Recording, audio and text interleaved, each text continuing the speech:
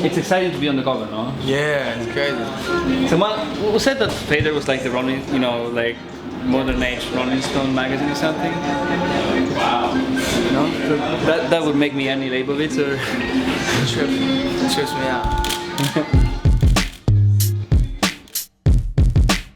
FADER just kind of like gave you the stories behind all the great music that was happening, that is happening, and that's gonna happen. FADER's obviously like the most forward-thinking music publication. Getting the FADER cover, that was a big moment for me. It's the only one I cared about. As a reader, as an editor, I think the FADER cover establishes you a little bit like as a people's champ.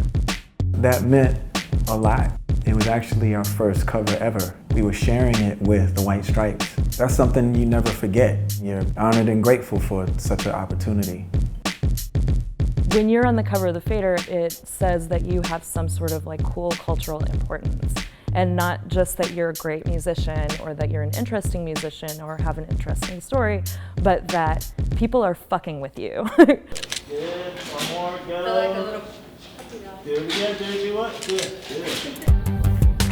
A big part for the covers too is like the poetry between the two. I've never thought one cover at a time because you have to be creating a theme that works across the whole issue. The two covers gave us a chance to speak loudly about how much we love music across all genres.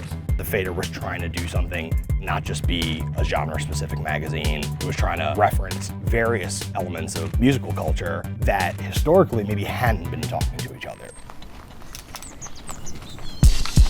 There are not a lot of magazines that take the time on the photographs, fly reporters out to spend time with artists. I mean, that's super meaningful. The idea was that we would actually ask people to spend as much time as possible with us. And we'd try and take pictures which were not set up to be taken for the fact that there are photos taken. We weren't dealing with all these personalities because they were so young and so eager to be in the magazine, so grateful to be in the magazine, they'll do anything that you want, you know, they were just all smiles. I think access equals trust. Somebody to be there to like create with. That's the cover. It is a benchmark for these artists. Wow, I got a FADER cover. Like, I'm gone. Because they see the trajectory of the people that have touched the covers and where they went. They're curating, cool, and what's next? There's so many first covers. Kanye to Pharrell Williams to the Yeah Yeah Yeahs to the Strokes to the White Stripes, Kendrick Lamar, Rick Ross, Nicki Minaj, Drake, the list goes on.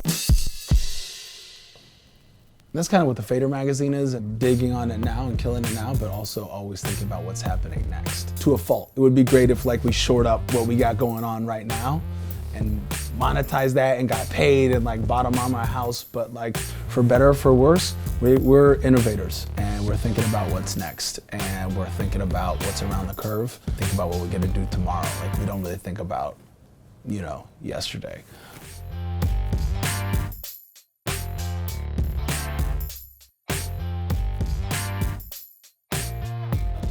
Crazy they're giving me a shot at the cover. I'm a huge fan of the FADER. I've always been a huge fan, so I'm trying to keep my composure and play it cool, but trust me, inside I'm like that. So.